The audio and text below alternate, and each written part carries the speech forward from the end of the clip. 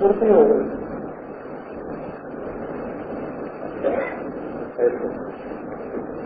दूसरे को जाना, तो यदि अच्छे को जाना तो ज्ञान पाने की इच्छा हुई, और बुरे को जाना तो छोड़ने की इच्छा हुई। तो ये जानाति इच्छति करो। अगर बुरा जानोगे कि ये चीज बुरी है, जहर जानोगे कि ये जहर है, तो जहर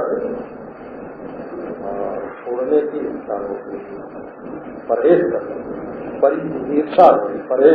परहेज माने परिजीर्षा, परिजिहासा। अगर जहर को जानोगे तो जिहासा होगी, परिजीर्षा होगी, छोड़ने की इच्छा होगी।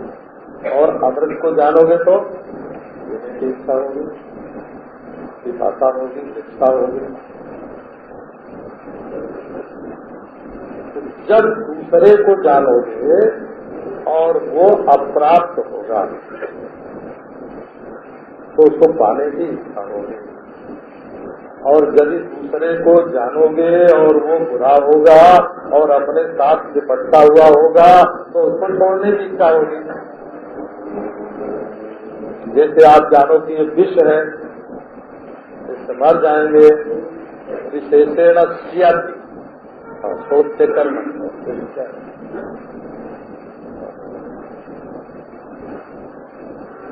जिससे मर जाएंगे, अंत्येष्टि क्रिया करनी पड़े, उसका नाम होता है। और जब जान जाएंगे कि ये बुद्धि भ्रष्ट करने वाली वस्तु है, तो भले आदत से लाचार हो उसको खाएं पिए, लेकिन जब वो सवाल में होंगे तब उसको छोड़ने की इच्छा जरूर होगी। न सम जया का नशा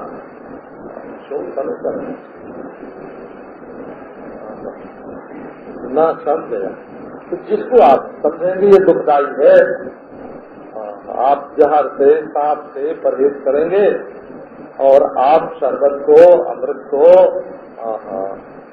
सुखदायी वस्तु को ग्रहण करना चाहोगे। पर ये होगा कब?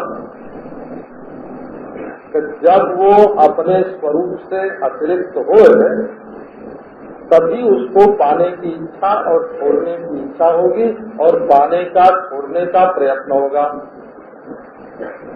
लेकिन कहीं जिस चीज को आप जानना चाहते हैं वो आपका स्वरूप ही हुआ तो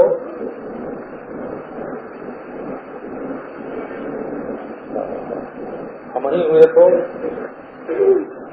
तो हमें हमको पाने के लिए क्या प्रयत्न करना पड़ेगा? तो बोले हम खो गए। एक था सज्जन, कोई रोज नोट करता था, हो जूता यहाँ रखा है, कलम यहाँ रखी है, टोपी यहाँ रखी है, छड़ी यहाँ रखी है, हम खोले जा रहे हैं पलंग पर। और एक दिन उठा, ओ महाराज जूता ठीक है, छड़ी ठीक है, टोपी ठीक है, कहीं मैं तो पलंग पर हूँ ही नहीं है। अब बेचारा घबराया, मैं तो पलंग पर हूँ। उसकी पत्नी बहुत बुद्धिमान थी, क्या हुआ? बोले मैं तो पलंग पर हूँ ही नहीं, पलंग पर बुलाया था अपने को। अरे बाबा तुम पलंग पर नहीं हो तो खड़े होके अपनी कापी तो देख रहे हो ना, तुम तो हो ना, तुम कहाँ मर गए? लो, तो अपने को पाने के लिए कोई प्रयास नहीं करना पड़ता, और अपने को कोई छोड़ सकते ही नहीं, असत्यानुष्ठान है।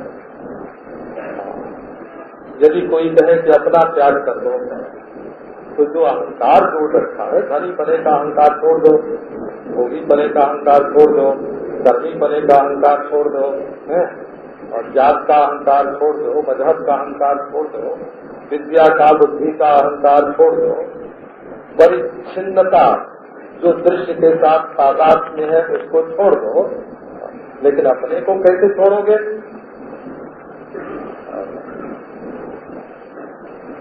तो ये जो तत्व ज्ञान है, ये कोई दूसरे के बारे में होता ना, तो उसको जानकर कि बड़ा सुंदर है महाराज, कहाँ रहता है तो गोलोक में, कहाँ रहता है तो वैकुंठ में, कहाँ रहता है कैलाश में, कहाँ रहता है साकेत में। आओ उसको पाने के लिए कोशिश करें।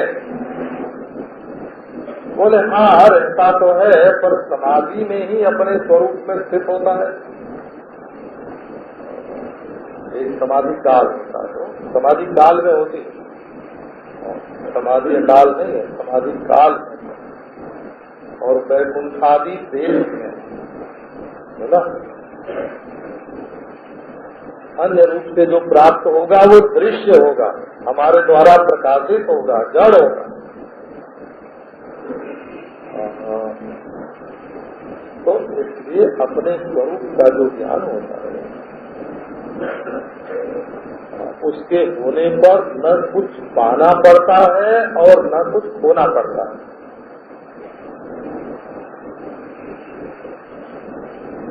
पाया कहे सो बावरा, अब खोया कहे सो पूर। पाया खोया कुछ नहीं, ज्यों का त्यों भरपूर। अनुभव का दीदार है अपना, न कछु हुआ न है कछु, न कछु हो अनहार। अनुभव का दीदार है, ये साक्षात्कार है, अनुभव का दीदार है, अपना रूप अपार। तो अज्ञान से जो बना वो नहीं बना है ही नहीं, और ज्ञान से जो बना तो पहले ही था, बना क्या तब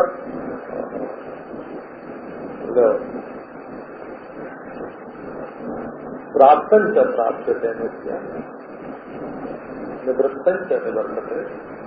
जो नित्य प्राप्त है उसी की प्राप्ति होती है। अब प्राप्ति का भ्रम हो गया,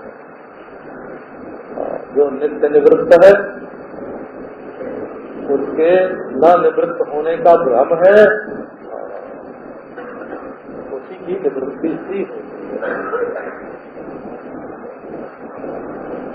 ज्ञातन च ज्ञायते, जो ज्ञान स्वरूप है उसी का ज्ञान होता है। विमुक्तश्च विमुच्यते, जो मुक्त है उसी की मुक्ति होती है। सुरेश्वराचार्य भगवान ने कहा त्रिर्वः शपथयाम में, 3 बार सौगंध खाके आपसे मैं ये कहता हूँ, त्रिर्वः शपथयाम में, हम आपके सामने 3 बार सौगंध खाके कहता हूँ कि नित्य निवृत्त की ही निवृत्ति सी होती है, नित्य प्राप्त की ही प्राप्ति सी होती है, नित्य मुक्त की ही मुक्ति सी होती है। त्रिर्वः शपथयाम में,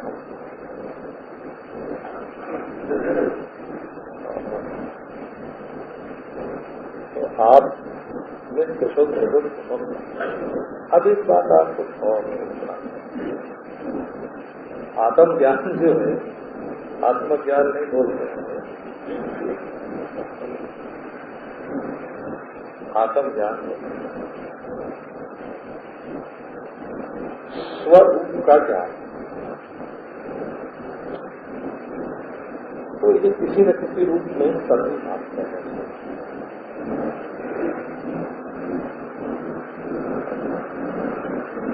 एक ब्रह्म का ज्ञान,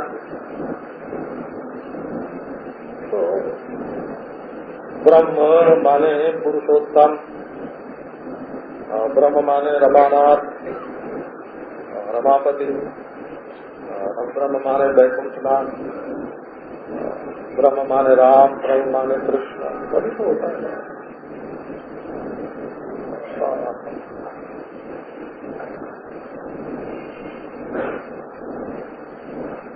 तो न अन्य रूप से ब्रह्म का ज्ञान और न तो स्वयं रूप से आत्मा का ज्ञान, ये अलग अलग यदि होंगे तो अकिंचित करेंगे। वेदांत ब्रह्म ज्ञान और आत्मज्ञान, इन दोनों को अलग अलग नहीं मानता है, बोला।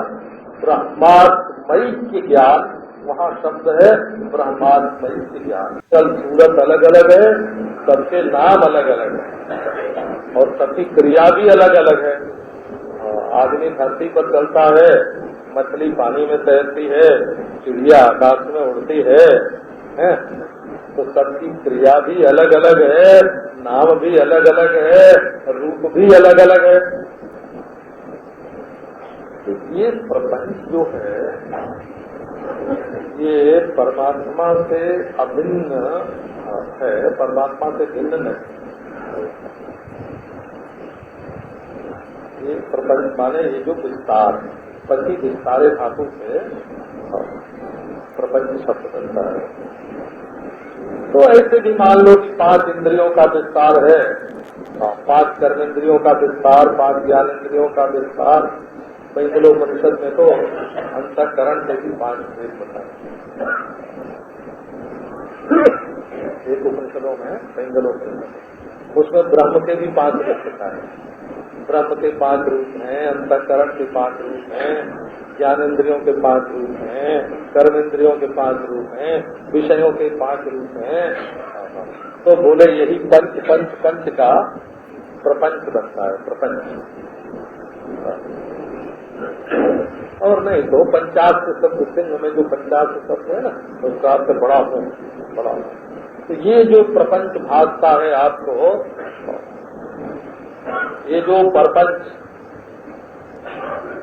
ये जो प्रपंच आपको मालूम पड़ता है, इसको किसने बनाया, कैसे बनाया?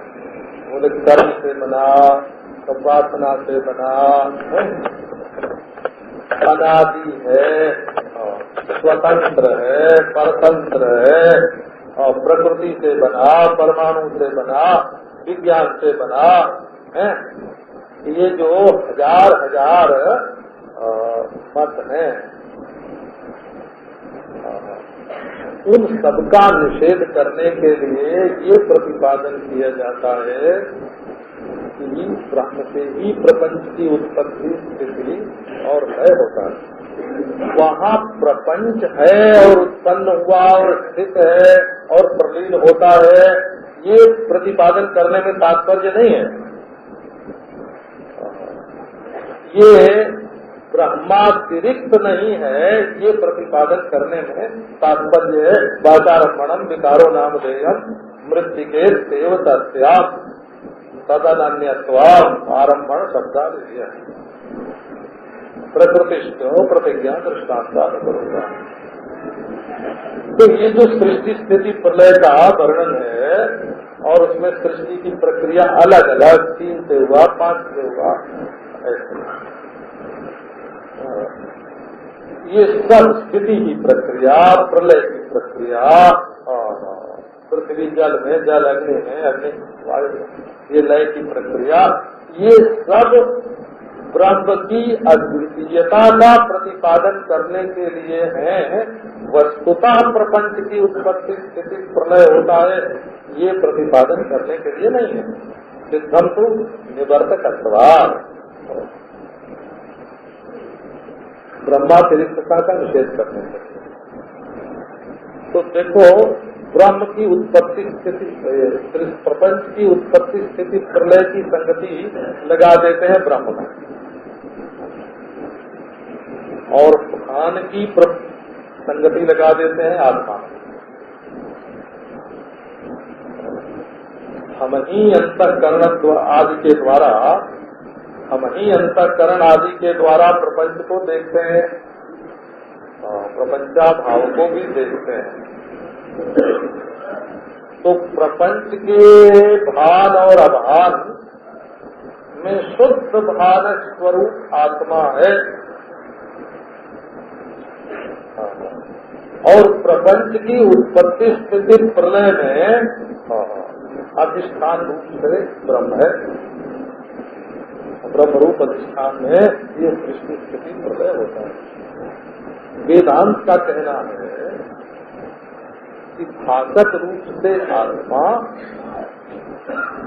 और सत अधिष्ठान रूप से ब्रह्म, ये दोनों अलग अलग नहीं हैं, एक ही हैं। तो इनका जो भेदक ब्रह्म है उसको निवृत्त करने के लिए वेदांत है। तो अज्ञान का क्या स्वरूप है? अपने को न जानना ये अज्ञान का स्वरूप नहीं है। वो अपने को ब्रह्म न जानना ये अज्ञान का स्वरूप है ना। अज्ञान का स्वरूप क्या है? अपने को जानना ये ज्ञान का स्वरूप नहीं है। अपने को ब्रह्म रूप से जानना ये ज्ञान का स्वरूप है। वो नहीं ये जो मौसमी है ना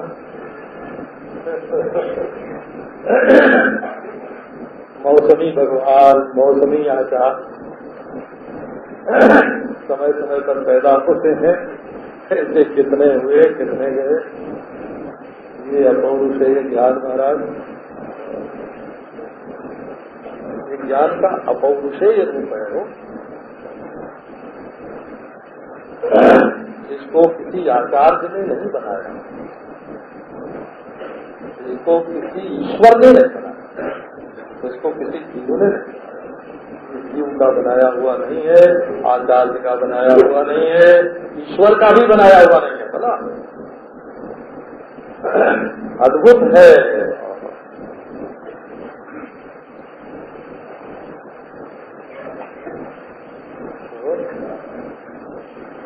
ये दुनिया को देख के नहीं बनाया गया है ना। डॉक्टर लोगों का जो ज्ञान होता है ना, वो रोगी और रोग और दवा को देख के बनता है। अपौरुषेय का अर्थ ज्ञानाजन्य ज्ञान, संसार का अनुभव कर करके ये रजिस्टर नहीं बना। और मतलब ये कैसा है? ये पुरुष निर्माण। अच्छा मान लो ईश्वर ने ज्ञान बनाया, तो ज्ञान से बनाया कि अज्ञान से बनाया? ज्ञान से बनाया तो ज्ञान तो पहले ही था। ईश्वर बना तो ज्ञान से बना क्या? ज्ञान तो पहले ही होगा। ज्ञान के बिना तो कुछ सिद्ध ही नहीं होता, न ईश्वर न जीव न जगत। ज्ञान के इस स्वरूप को स्वीकार करता है वेद। एकदम सही बात है। न कुरान न पुराण न बाइबल न दर्शावस्था, ज्ञान के इस अपौरुषेय स्वरूप को यदि किसी ने प्रकट किया तो वेद ने प्रकट किया, उपनिषद ने प्रकट किया। तो जगत के मूल रूप में जो सत्य है, सदैव सौम्य इदम अग्रे आसीत्, आत्मा वा इदम अग्रे आसीत्, ब्रह्मैवेदम अमृतम पुरस्तात्, आत्मैवेदम अमृतम पुरस्तात्, अहमेवेदम अमृतम पुरस्तात्। ये जो आत्मा अहम ब्रह्म पर्यायवाची शब्द है। तो निश्चय का स्वरूप क्या होगा? मैं साक्षी दृष्टा हूँ, ये निश्चय का स्वरूप नहीं है। वो या ज्ञान को नहीं जला देगा, ये तो एक दृश्य को अलग छोड़ देगा और आपको दृष्टा करके अलग कर देगा। ये द्वैत ज्ञान है। मैं दृष्टा हूँ, मैं साक्षी हूँ, मैं कूटस्थ हूँ, मैं चेतन हूँ, ये द्वैत ज्ञान है, अद्वैत ज्ञान नहीं है। और जगत का कारण ब्रह्म है, परमेश्वर है, और वो कोई अन्य है, ये भेदक ज्ञान है। अभेदक ज्ञान अद्वैत ज्ञान नहीं है। आपको मालूम होना चाहिए यदि हमसे अलग ईश्वर होगा, आप इसको प्रभु भक्ति मत समझना ना। हमसे अलग होके ईश्वर बेहोश हो जाएगा। चेतनता तो हमारे साथ, चेतन तो हम है, हम ही ईश्वर को चेतन बना के रख सकते हैं। हमसे अलग होके ईश्वर तो अचेतन हो जाएगा, बेहोश, कोई सोच बुद्ध नहीं, प्रपंचवाद। और ईश्वर से अलग होके हम कट जाएंगे, फिर जाएंगे, परिच्छिन्न हो जाएंगे, दुखी हो जाएंगे, भयभीत हो जाएंगे, शोकग्रस्त हो जाएंगे। ईश्वर से अलग होके हमारी दशा क्या होगी?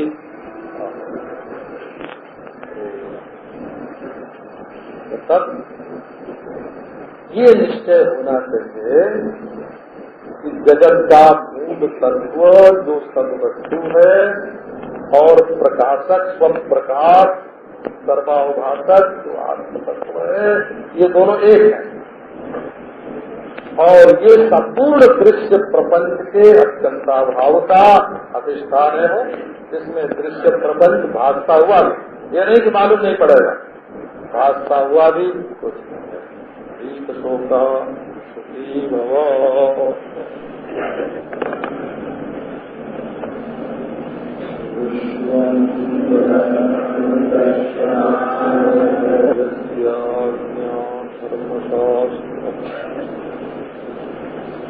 सहज सुखी कथा ब्रह्म शरीरम चारु चलिया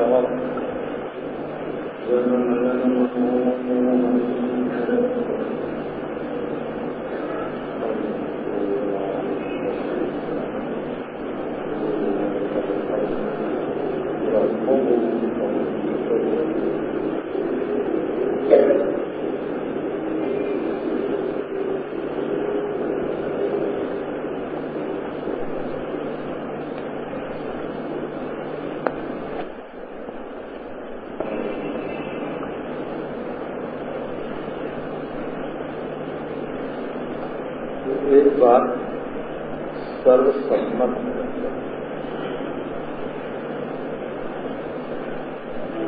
और बातों में मतभेद बदले हुए।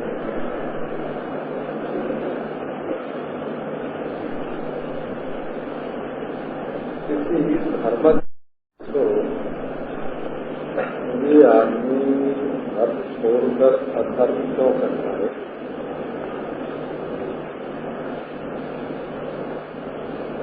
धर्मज्ञ की यही उत्तर देगा कि इसकी नासमझी है। इसको करना चाहिए धर्म, परंतु नासमझी से अधर्म कर रहा है।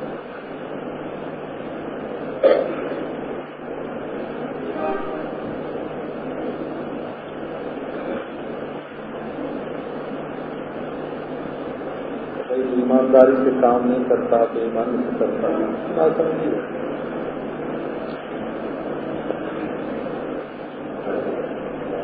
वो अपने को मानता है समझदार, पर ये भी नासमझी है। किसी भगवान के भक्त से पूछो, भाई ये आदमी भगवान की भक्ति नहीं करता है,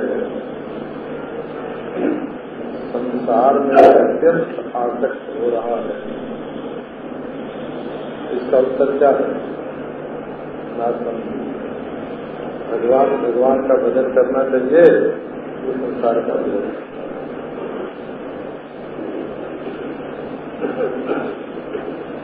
अच्छा भाई, अपने को जम नियम में क्यों नहीं रखा?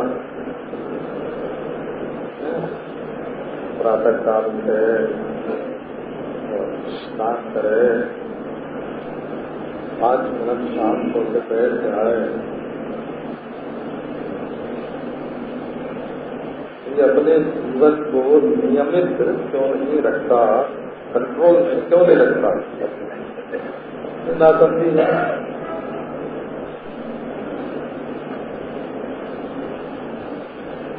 इसमें कोई मतभेद नहीं है।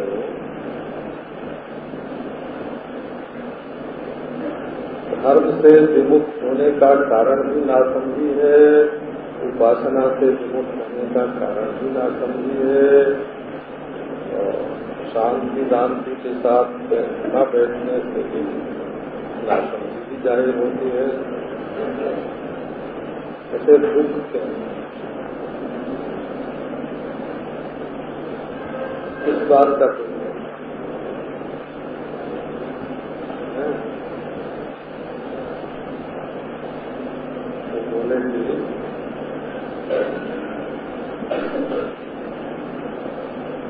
धन हरण का दुख, हमारा धन छिन गया,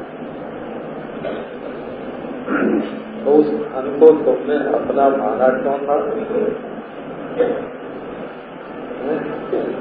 किस समझदारी से तुमने उस धन को अपना माना था? नासमझी से अपना माना था। जब मिट्टी पृथ्वी ईश्वर की है तो इसमें हीरा मोती सोना चांदी जो होता है तो सब ईश्वर का है। वो अपनी इस दुकान में रखते तो उस दुकान में रखते, आप समझे? अच्छा, जन्म मरण से दुख होता है, धन हरण से दुख होता है, जन्म मरण से दुख होता है। क्यों भाई? तुमने इस जन को अपना क्यों माना? अदर्शनादापदिता पुनश्चादन, तुम्हें मालूम नहीं है वो कहाँ से आया था और ये भी मालूम नहीं है कि कहाँ गया। जैसे प्याऊ पर आदमी मिलता है वो छोड़ जाता है, अब उसके लिए रोने का तो कोई कारण नहीं। तो असल में अपना मानना दुख है। वो अपना मानने से दुख हुआ, तो अपना क्यों माना? तो नासमझी से माना, इस देश को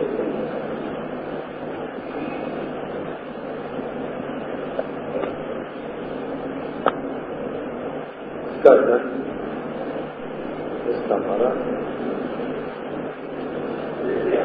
एकदम स्वाभाविक है। आज तक दुनिया में जो जन्मा है तो मरा है, जो खरा सो खरा, जो बड़ा सो उताना, जो फलता है वो झड़ जाता है, जो जलता है वो बुझ जाता है। आज तक दुनिया में ऐसा बहुत हुआ जो पैदा हुआ हो और मरा न हो।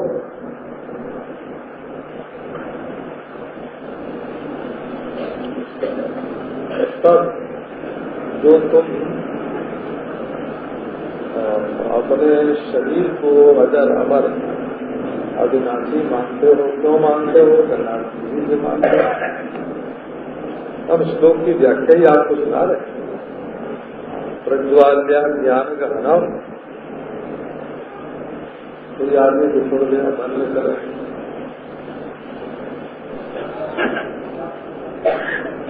तो धन हरण से दुख होता है, जन्म मरण से दुख होता है, हवन दहन से दुख होता है।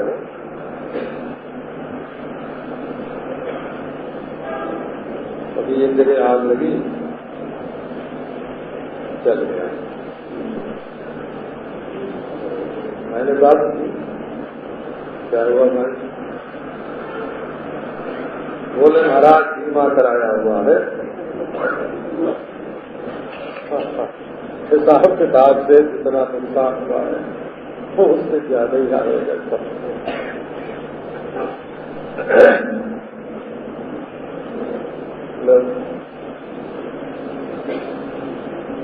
असल में किसी चीज का जलना दुखदायी नहीं है, उसको अपना मानना दुखदायी है। और अपना जो मानते हैं वो नासमझी से मानते हैं।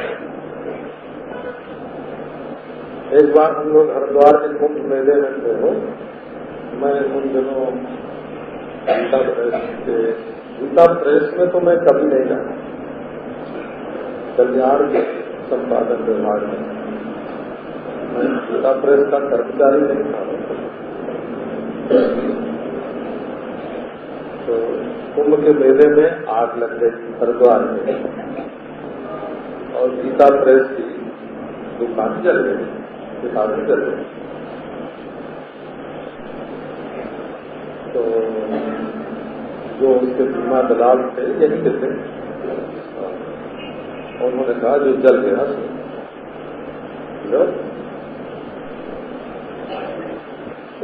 14,000 रुपए की पुस्तकें जल गई, ऐसा वहां से हिसाब किसी ने बना के दे दिया। जब शेष जयदयाल जी को मालूम हुआ तो बड़े प्रबल थे मानो। उन्होंने कहा कि इतनी किताबें 14,000 की तो गई थी प्रेस से, और तुम लोगों ने 14,000 हिसाब लिख के दे दिया। क्या बिकी कुछ नहीं थी जो बिक गई थी? क्या उनका रुपया भी जल गया? तो हिसाब लगाया गया और फिर कितनी पुस्तकें जली थी, कितनी बिक गई थी, कितना रुपया आया, तो वापस करवा दिया उन्होंने। एक ईमानदारी की बात है। जितना रुपया बिकी हुई किताबों के बदले में दिया गया था, ये सब उन्होंने वापस करवा दिया। तो ये दुख कहाँ है? दुख नासमझी।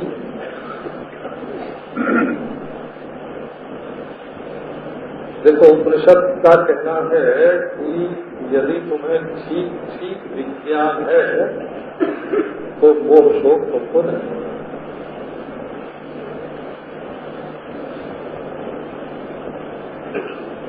यस्मिन् सर्वाणि भूतानि आत्मैवाभूत विजानतः। एक विज्ञानवान पुरुष है, उसको जब ये सर्वभूत आत्मरूप हो गया तो तत्र को मोह का शोक एकत्व अनुपश्यता विजानतः एकत्वम अनुपश्यता को मोह का शोक।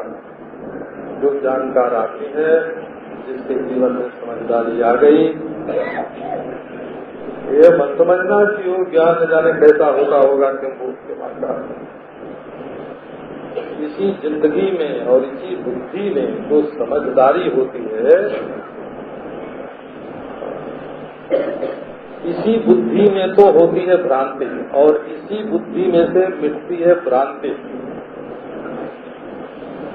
ये मनुष्य के जीवन के दोनों अंग हैं, हो भूल होना और भूल का मिटना, ये दोनों इसी बुद्धि में रहते हैं।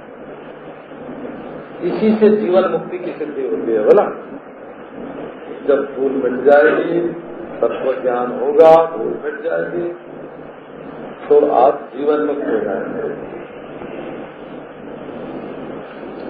जीवन मुक्त हो जाएंगे माने तब इसी जीवन में जीते रहते ही पैसा आने जाने से, आदमी आने जाने से, शरीर आने जाने से, है दुनिया का दृश्य बदलने से, राज्य बदलने से, दुनिया में उथल पुथल महाक्रांति होने से, बिल्कुल अडेट। तो ये नासमझी दूर करना, ये धर्म का भी काम है, उपासना का भी काम है, योगाभ्यास का भी काम है, और तत्व ज्ञान का भी काम है। बोला, तत्व ज्ञान मूला ज्ञान को दूर करता है, और सब ज्ञान जो है वो मूला ज्ञान को दूर करते हैं। सब नासमझियों की जो जड़ है वो है अपने को परम तत्व के रूप में न जानना। वहां से भ्रांतियां प्रारंभ होती हैं। ये आंख बंद करके जो ज्ञान होता है वो ज्ञान हमारे वेदांत को अभीष्ट नहीं है। ना, खुली आंख परमानंद को, दोनों आंख खुली है, और जक्षण क्रीड स्त्री वा जाने वा वैसे वा नोपजनम स्मरण निदम शरीरम। मैं शरीर हूँ, ये भूल नहीं होनी चाहिए।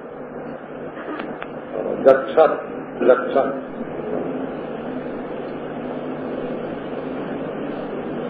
वैसे इसका व्याकरण से गच्छत रूप लगता है, पर उपनिषद में जक्षण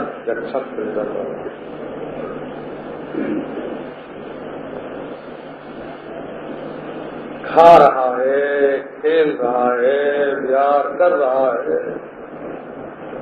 ये नहीं कि तत्व ज्ञान हुआ तो आंख बंद हो गई और समाधि लग गई और मर गए।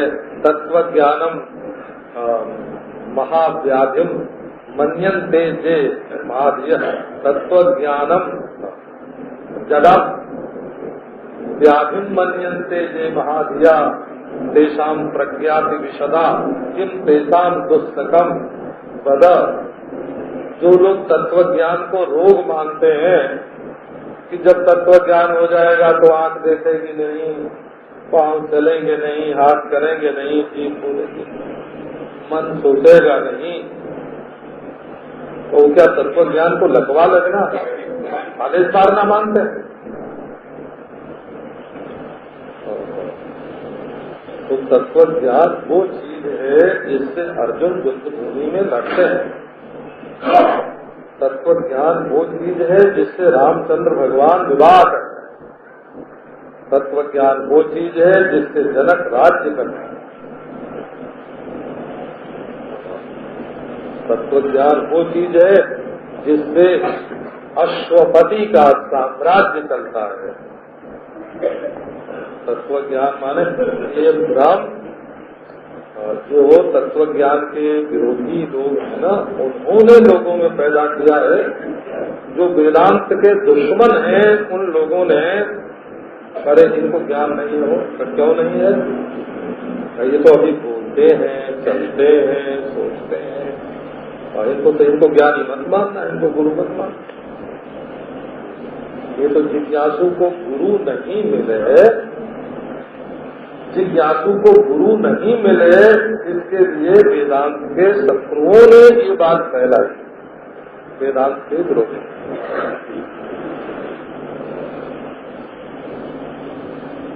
एष नित्यो महिमा ब्राह्मणस्य न कर्मणा वर्धते नूतनीयान्। कर्म से न ह्रास है न विकास है, न वर्धते नूतनीयान्। न कर्म से श्रेष्ठ होता है न कनिष्ठ होता है। तो ये क्या है? तत्वज्ञानी की तत्व ज्ञान की महिमा है। एष नित्यो महिमा ब्राह्मणस्य न कर्मणा वर्धते नूतनीयान्। हाँ भाई, तो मूल बात क्या है कि नासक्ति प्रज्ञापराध है वैषा दुखमिति यत्। जो हमारे जीवन में दुख है वो हमारी समझ का कसूर है।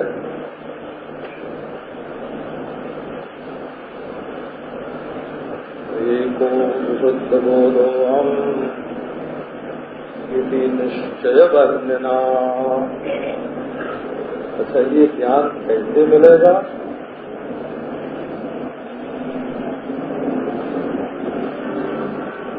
तो जिसको ये ज्ञान है उसका सत्य। जैसे दिए की लौ से दिए की लौ प्रज्वलित होती है, एक दिए की लौ आपके पास हो और 50 दिया जलाना हो, तो लौ से लौ, लौ से लौ, लौ से लौ जला लो। ऐसे जिसके हृदय में ये ज्ञान प्रकट हो गया है उसके सत्संग से मिले। यजंतु जागई प्रवदंतु वादई। चाहे यज्ञ करो, चाहे वाद विवाद करो,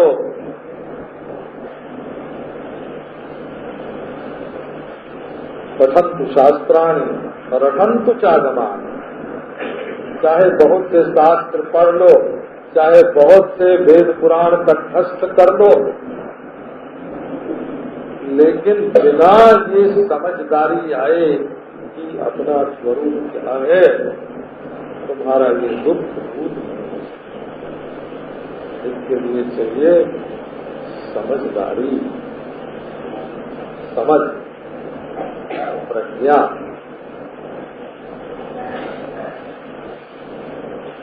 स्वामी रामतीर्थ ने एक जगह ऐसे कहा, एक महात्मा कहीं यात्रा कर रहे थे पहाड़ में, तो देखा एक पहाड़ के दरवाजे, गुफा है पहाड़ में, और गुफा के दरवाजे पर बहुत से लोग बैठ के कोई होम कर रहा है, कोई माला फेर रहा है, कोई ध्यान कर रहा है, कोई हाथ जोड़ रहा है। तो मैंने पूछा क्या हो रहा है भाई? तो बोले महाराज ये जो गुफा है ना, इसके भीतर एक बड़ा भारी प्रेत रहता है, और इसमें कोई घुसे उसको खा जाता है। तो ये होम कर रहे हैं कि वो भाग जाए, ये जप कर रहे हैं कि वो भाग जाए, ये हाथ जोड़ के प्रार्थना कर रहे हैं कि वो भाग जाए, ये ध्यान कर रहे हैं कि भाग जाए, ये पाठ कर रहे हैं कि भाग जाए। सब लोग उसको बजाने के लिए कोशिश कर रहे हैं। महात्मा ने कहा भाई ऐसे तो प्रेत नहीं बनेगा, तो तब कैसे बनेगा? तो बोले कि वो लकड़ी इकट्ठी करो, सूखी लकड़ी, बड़े बड़े मसाल बना, मसाल जला, और मैं आगे आगे चलता हूँ, तुम लोग आओ। अब महाराज बड़ी बड़ी मसाले बनाई गई गुफा में, तो उसमें कहीं अजगर था, कहीं भेड़िया था, कहीं भीतर थे, कहीं बाघ थे। बोले मैं चलो मारते चलो, कुछ नहीं, मारो आप, डालो आप। अब महाराज घुस के सारी गुफा देख ली, बोले प्रेत कहाँ है प्रेत? भाग गया प्रेत हो, रोशनी में प्रेत नहीं रहता है, ये तो अंधकार में प्रेत रहता है, अंधकार में। प्रेत का निवास अंधकार में है और प्रकाश में नहीं है। असल में प्रेत था ही नहीं वहाँ तो प्रेत था ही नहीं, अंधकार था, और अंधकार की निवृत्ति केवल प्रकाश से होती है। प्रज्वाल्या ज्ञान गानम, इस अज्ञान के जंगल को जला दो आग लगाकर, और ये किस आग से जलेगा? निश्चय बंधना, अरे गहरे के रिश्ते मत करो।